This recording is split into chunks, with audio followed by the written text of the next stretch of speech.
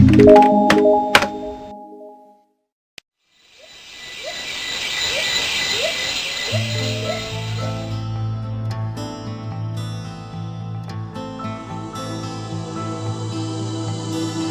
Sugiuchi, thank you so much for coming on to Talk Beliefs, to talk about your time in Escuela Caribe.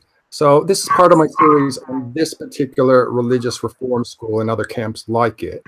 But first of all, let's hear a little bit about you, where you live, and a bit about your background and what you do. My name's Deirdre Sugiuchi. I live in Athens, Georgia with my husband and my son. I'm a writer, but I also make my living as a school librarian. So for anyone who's seen the documentary Kidnapped for Christ, they'll be familiar with Escuela Caribe, which is a behavioral modification camp. In most cases, there's a religious component. For instance, Christian parents sending their kids to one of these camps as to kind of mold them into better Christian youth. So Deirdre, you were sent to Escuela Caribe in 1990 when you were 15. So why did your parents feel they had to do this? My family situation, like a lot of people's family situation, who get sent away, kids who get sent away, it was very dysfunctional. I grew up for the most part in the Mississippi Delta. When I was 5, my father's a doctor and he'd been on residency in Nashville. And then when I was 5, we moved back to his hometown, Greenwood, Mississippi, where my father's family lived for 7 generations. And he became a born-again Christian. He took it to the extreme. He went under the influence of another doctor who was very extreme fundamentalist. We had all these rules, like, so I was pulled from public school and I went to that doctor's school. He had a private Christian school, and like at the school, the girls can only wear dresses and culottes, and they even like did slip checks on the girls. I was once beaten in the headmaster's office for when I was like probably, I don't know, it was the day the Challenger exploded. I was like 8, I think, for not wearing a slip. And then I went home and I was also punished really severely just for the crime of not wearing a slip. For the record, my slip was in the wash.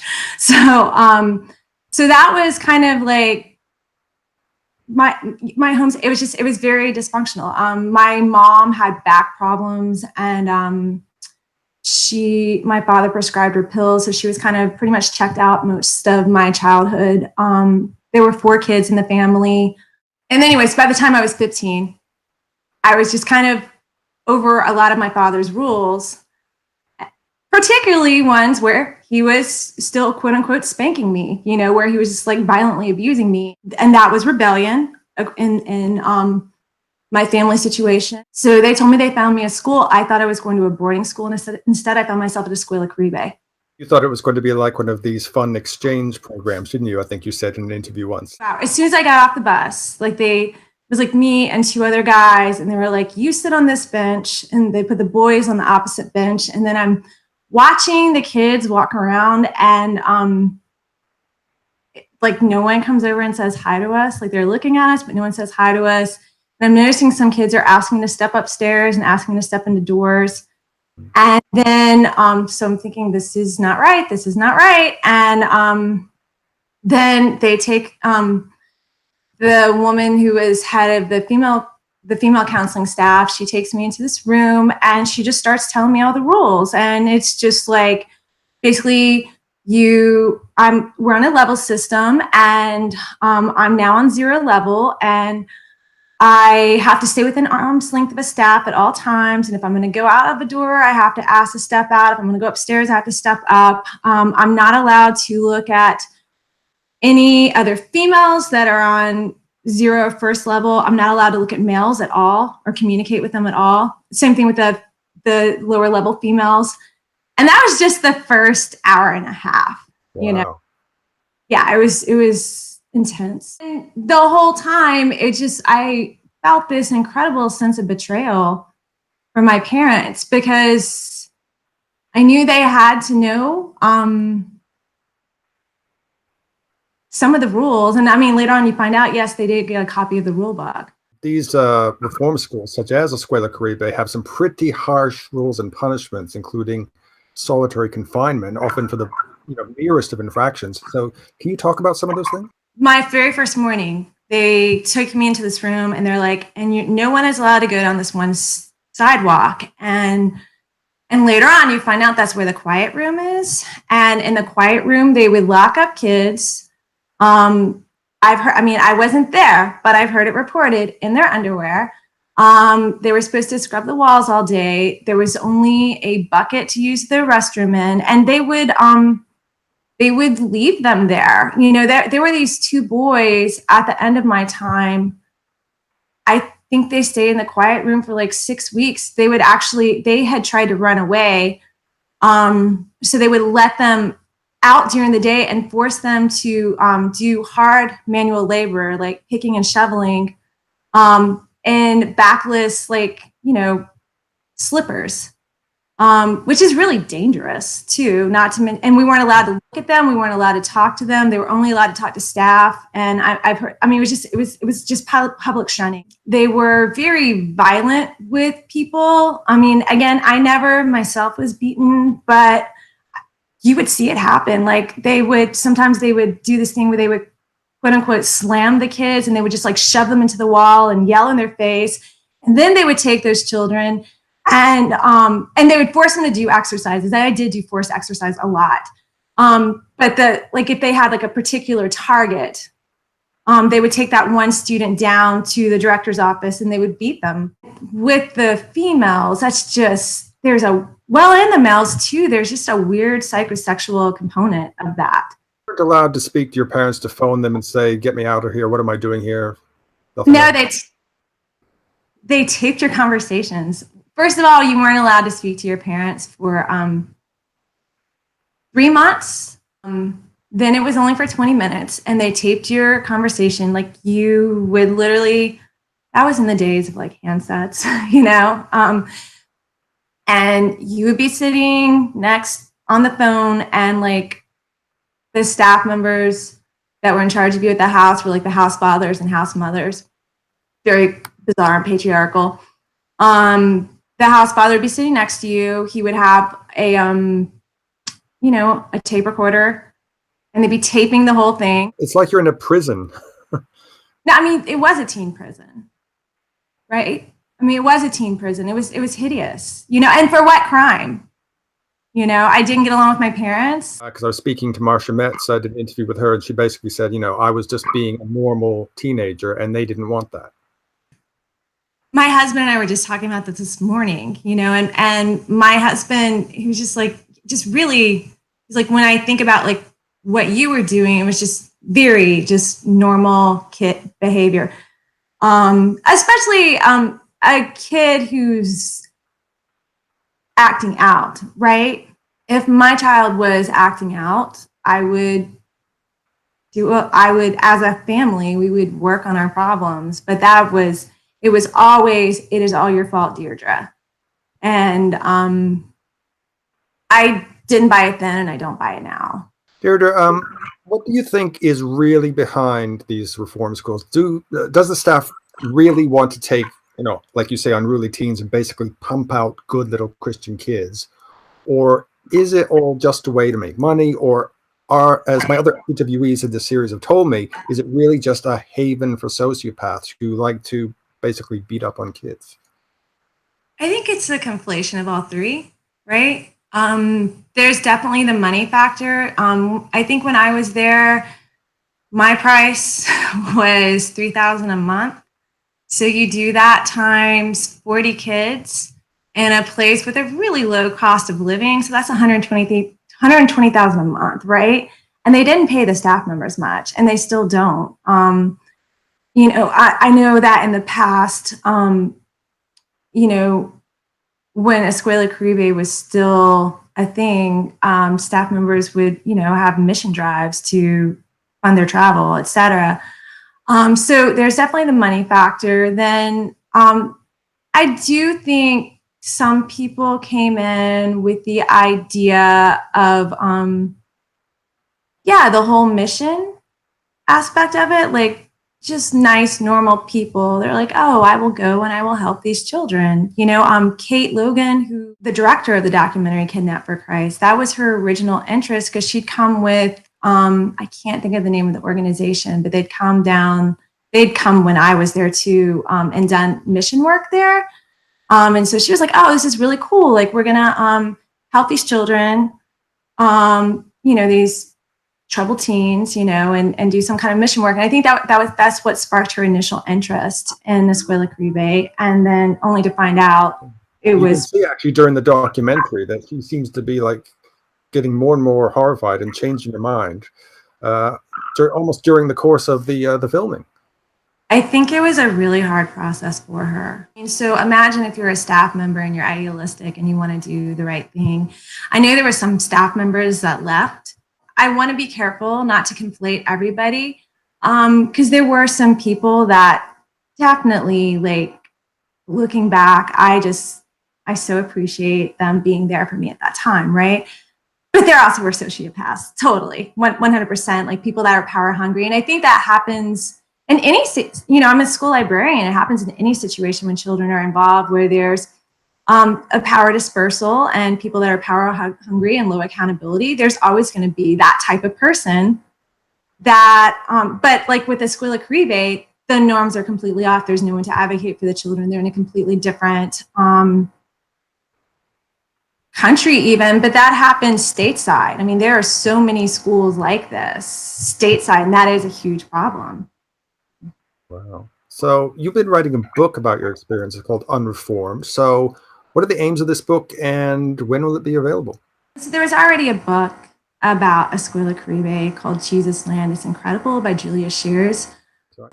And that was Julia's story about her and her brother David. And that was incredible. And I didn't have a brother there, but I did want to write a book that was a tribute to my friends and I who were there. And I wanted to do it in such a way where I could take something that was really terrible and transform it into something that was beautiful. And I feel like I've succeeded that. Right now, my agent submitted it to publishers. We've already had some interest, which is really positive. I'm sure it'll be picked up soon. And then I think it's 1.5 to 2 years after that. But it's definitely way further down the pipeline than it's ever been before. So. Oh, that's great. We really look forward to seeing that.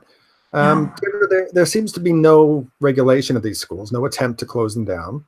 So what sort of legislation are we looking at, and what can people do who want to raise awareness of the harm that these camps do?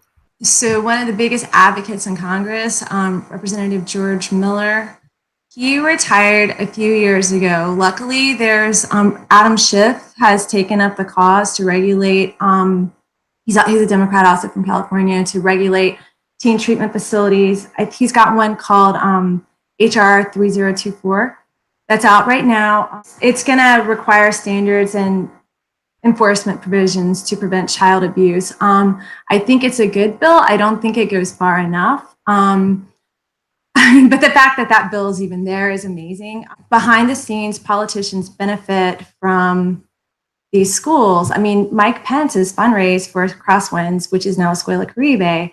That's right. He seems to be in favor of this whole thing.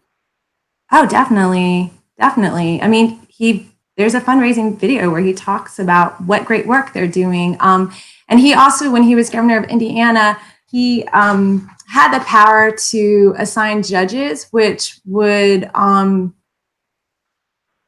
basically, and I think Mark Terrell from Crosswinds, he was one of the people, he's a director of Crosswinds, but they basically like have a board where they can assign students to funnel them towards Crosswinds, and so that's kind Crosswinds is what Escuela Caribe has been renamed as. Is that right? Yes, it's really tricky. I mean, a lot of these programs, no matter where they are, people will speak out against them and they just change their name. And I mean. So after Kidnapped for Christ came out, this school, Escuela Caribe, down in the Dominican Republic, where you had gone as well, suddenly became Crosswinds.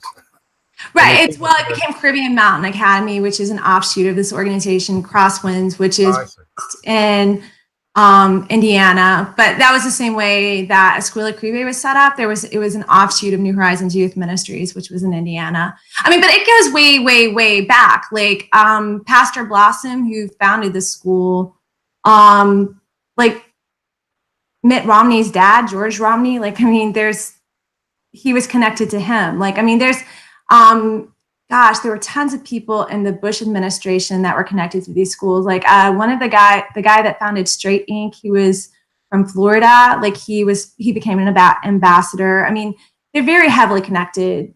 So that's why it's hard to legislate the programs, because they all benefit. There was a guy, Litchfield, who was connected to Romney. He was like Romney's like campaign manager, and he had this whole like bevy of the worldwide WASP, the Worldwide Association of Specialty Programs. Like, I mean, they're very connected. And like I said, I knew way more, and I'm trying to re-educate myself on all the connections again. So it's very hard to pass legislation, but the legislation right now is just basic provisions. However, I feel like it's just common sense as a parent, as a teacher, as a human being, that if you're having problems with your child, then they should be taken care of within your community, and the whole family should be involved in the process, because a child is only a manifestation of a dysfunctional system. I knew so many kids, like I could just like at dinner, I could just go around the table at my house and just be like, this girl's parents are divorced, this girl, her dad died tragically, this, and it's not their fault. Kids are just acting out for their environment, acting out what's going on in their environment. I think one thing that is really heartening right now is there is a lot of focus on gay conversion, and they practice conversion therapy at my school. And so there's a lot of legislation that is happening or being proposed. Garrett Conley's book, Boy Erased, that is sparking interest. I think conversion therapy, I know last year it had been outlawed in 5 states. I think maybe more now. Those two factors, they need to be tied together, the residential schools, just so people understand it's not just, it's just gay teenagers being sent away. It's all types of teenagers that displace their parents or their families are being sent away. Is it really true that when you're there, they watch you in the shower and they watch you in the toilet? As a high ranker, the first chapter of my book, the very first scene, is I was made to watch girls and make sure they soak their privates. Like, that was my job. Now that is somebody who thought that up is getting off on that, probably. No, totally, 100%. 100%. No, and that's like, so when I'm thinking of sociopaths, that guy, Eric Grant, right there, like laser focus, complete sociopath. A lot of sexual abuse of boys. And I think because I think that's why you haven't had a boy write about it, right? Because there's a lot, boys don't want to say they were sexually abused. They don't want to say they were. Yeah, that's what they were saying in this whole thing that's come out from the pedophile priests in the Catholic Church, that boys are targeted because they feel more shame and they're not going to tell. Right, 100%. And don't get me wrong, I felt plenty of shame for years and years, but at a certain point, I was just like, I'm over this, way bigger. I mean, I think when Julia's book came out in 2004, I really made me understand. I just started to get in touch with some people from my school, and it really made me see, oh my gosh, but my silence, like Audre Lorde has some quote, and I can't remember what it is, but it's just like, basically my silence helps no one, right? Definitely there was a lot of sexual abuse of the boys that no one talked about. And so that guy, Eric Grant, I've heard things about him, and I've probably forgotten more things than I remember, where when he went to a boy's house, some weird stuff happened. He was later director of the school. I just had him right when he came to the school. I was his first high ranker. And so if he did that to me and I was his first high ranker, what did he do later? I mean, you can just look at pictures of me of me at that time, and it's hideous. It was like a double bind, because my father was also medicating me at that time too.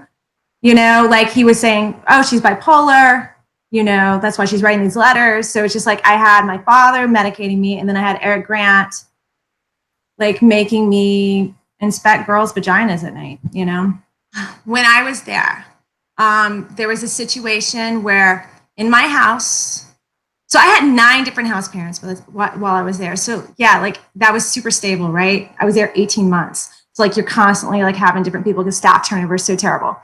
We had this one guy and he was molesting 3 different girls in my house.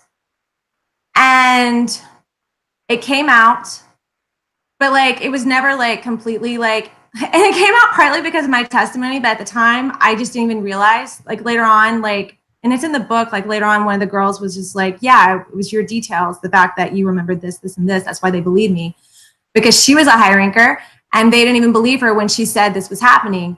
But anyway, they had a staff meeting after when all this is going on. And the director at that time, Phil Redwine, slammed and kicked that guy's ass in front of the staff.